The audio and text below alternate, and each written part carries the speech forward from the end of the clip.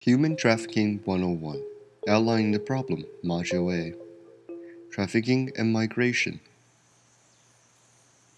We begin with the community in a less developed country that has people seeking job opportunities.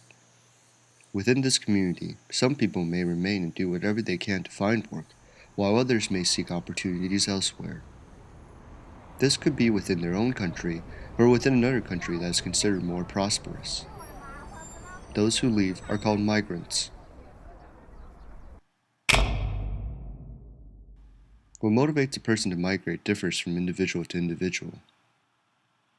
It could be out of need, a desire to improve one's life, or simply a desire for adventure.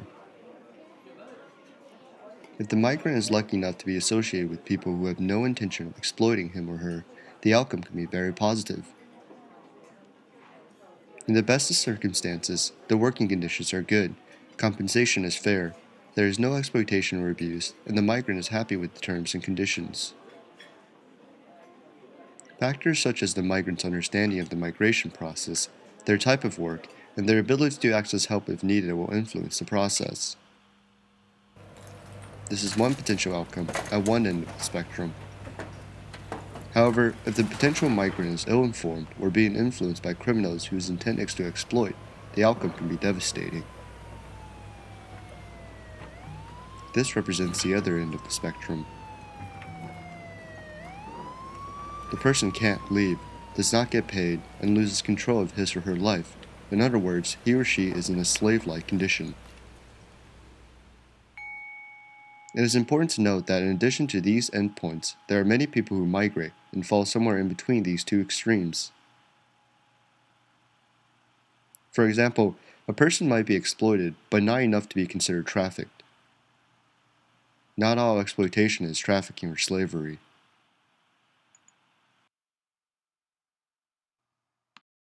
The criminal element. As a person begins a migratory process, the conditions differ from individual to individual. Sometimes the migrant makes the journey alone, or sometimes with other migrants, including family members. The process can be through formal, legal channels, or through informal channels that might include smuggling.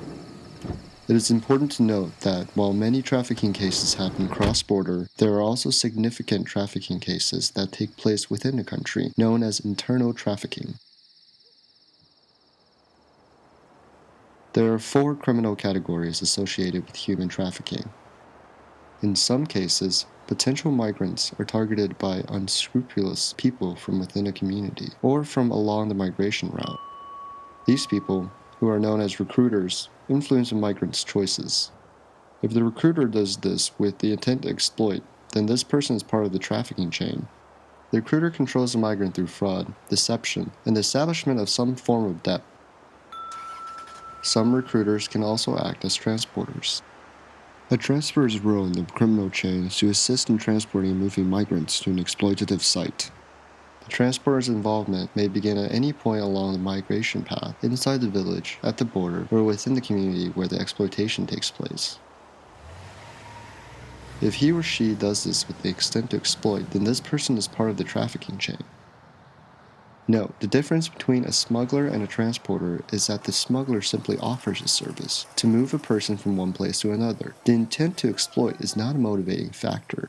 The crimes transporters commit often include fraud, deception, kidnapping, or illegal border crossing.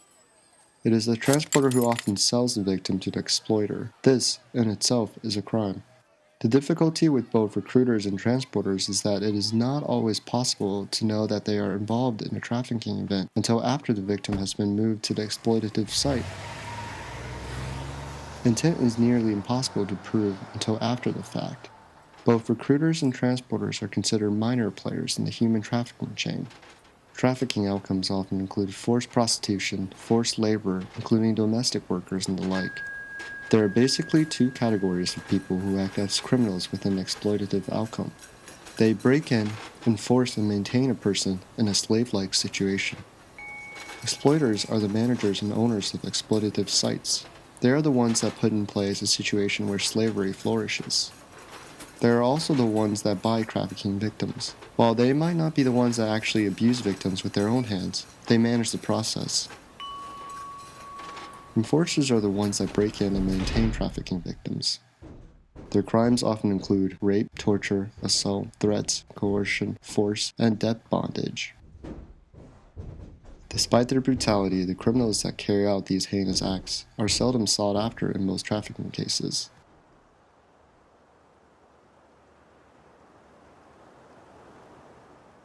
All play a role in the trafficking process. All would be considered traffickers. All are involved in acts that are criminal in nature. All should be included when carrying out criminal investigations. Chapter 3: Addressing the Exploitation. It is important to note that most counter-trafficking programs focus on the relationship between the victim and the recruiter or transporter. But while recruiters, middlemen, and transporters are part of the problem, they are not nearly as threatening and damaging as those who actually keep the victim in a slave-like situation. The exploitative business should be the main focus of the counter-trafficking sector. This is where most of the human rights violation takes place. It is also where the main abuse, the enslavement, takes place. To effectively address the human trafficking problem, more emphasis must be placed on eliminating the most exploitative sites. This will reduce demand and also send a powerful message to those who might choose to traffic or enslave others. Within all business sectors, there is a continuum from fair, non-exploitative businesses to those that seriously exploit. At some point along this continuum, a business crosses over a line into slavery. Those businesses that are the most exploitative can be targeted and eliminated using any number of existing laws in any country. In the absence of addressing exploitation sites, trafficking will continue unabated. What is the main point? It is an enslavement aspect that gives life to the trafficking sector, not merely the movement of a person with the intent to exploit, the trafficker's role. Thus, to truly address the trafficking problem, the exploitation site must be better targeted within the response equation. Chapter 4: Understanding the Post-Exploitation Process. Most trafficking victims remain for a period of time in a slave-like condition. Depending on the circumstances, this can last for months or years. There are basically 6 ways in which a person leaves this environment.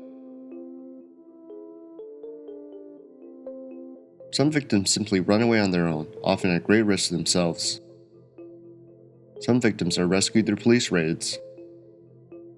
For others, they are returned to their country of origin after years of service, but without much, sometimes any remuneration.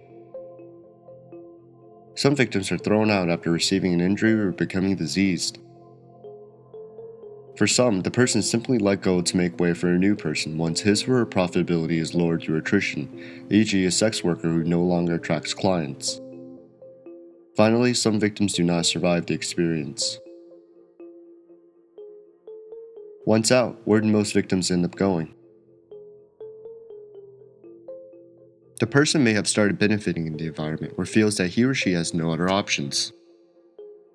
Instead of returning to their country of origin, the person stays in a location where he or she was trafficked to. In this case, the person feels as if he or she benefits more by staying than returning, e.g. more opportunities to improve his or her status. In this case, the person feels as if he or she benefits more from going to a third country that perhaps offers more opportunities. Voluntary. Person leaves and voluntarily decides to return to their country community of origin. Involuntary. State authorities in a country sometimes force a trafficked person to repatriate to their country of origin. Person ends up in a jail or a remand center. For most victims, the recovery process begins at this point. But how does the recovery process work? With self-help, the victim recovers from the experience with no outside help from NGO or government partners. Most people who have been trafficked fall into this category, but we know little about their experiences. While some people are able to successfully start a new, productive life, others are still vulnerable and susceptible to being re-trafficked again. In this case, an NGO or a government facility provides support to the trafficked person. Services often include provision of a stable, secure environment, a psychosocial assessment, counseling, food, shelter and medical care, a peer environment, and legal representation and advice. Services can be provided through a number of different facilities, including safe haven sites, drop-in centers, short-term stay facilities, or long-term stay facilities. Lessons learned about recovery. Not all support provided to a trafficked person is beneficial. For example, not all shelter homes offer a quality of care that would meet international standards. Likewise, some shelters hold victims in place for extended periods instead of mainstreaming them back into society. Programs which detain victims in closed shelters or give no option to return to their country of origin are not only potentially harmful to victims, but can provide a major disincentive to victims coming forward. The main purpose of the recovery process should be to help to return a person back to society in a manner that does not contribute to their future vulnerability. As part of the recovery process, the trafficked person needs to eventually reintegrate into society. Reintegration options fall into three categories. This transition can be done either with or without help. Some victims reintegrate back into their family. While some families take them back, this is not always the case. For example, if the family knows that their daughter was forced to be a sex worker, the shame associated with this outcome might cause them to shun her, even though she may have been victimized. Some victims decide not to go home because they fear the stigma associated with their experience or feelings of shame due to having failed to achieve their goals, i.e., supporting their family with money. Some victims reintegrate back into their previous communities or a new one. Once again, community acceptance is key to them being allowed to return. The final option is a workplace situation where a live-in employment opportunity is offered. In the past, success was often judged based on whether a person was reintegrated back into their family. But if the family was involved in the trafficking process, this could result in the person being exploited again. So what is successful reintegration? First, a person achieves an amount of agency that is comparative to those who are not in a trafficking episode. In this case, agency is equal to control over life options. So what do we mean by this term agency in this context? Let's begin with an ordinary person who has not been trafficked.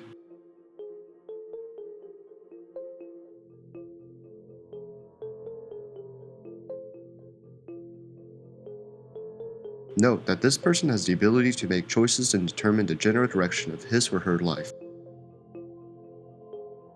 Now let's look at the difference one would see with a trafficked person.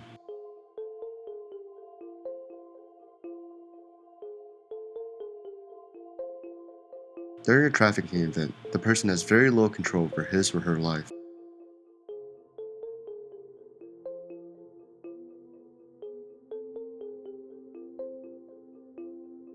Successful reintegration occurs after a trafficking event, when the person has comparative control over his or her life choices. So what does this mean? Successful reintegration occurs when a person achieves an amount of agency, choice over life options that is comparative to those who are not in a trafficking episode. The person's needs or motivations to migrate do not force him or her to return to a situation where they are vulnerable to be re-trafficked. In other words, if the person has not sorted out the needs or motivations that got him into trouble in the first place, he will continue to be vulnerable to being re-trafficked or re-exploited. But having agency and not remigrating out of desperation must also be complemented with something else: resilience and empowerment. These factors represent a positive and healthy aspect to the recovery process. Empowerment include the following: decision-making power, access to information and resources, a range of options from which to make choices, understanding one's rights, affecting change in one's life and one's community, learning skills that one defines as important, trust in one's competency and capacity, increasing positive self-image and overcoming stigma. It is important to remember A person's trafficking experience does not end once he or she leaves a slave-like condition. This ensures that all of the needs of the trafficked person are taken into consideration as part of the protection process. If you have any questions, please forward them to Matt Friedman of the UNIAP or our website www.notrafficking.org.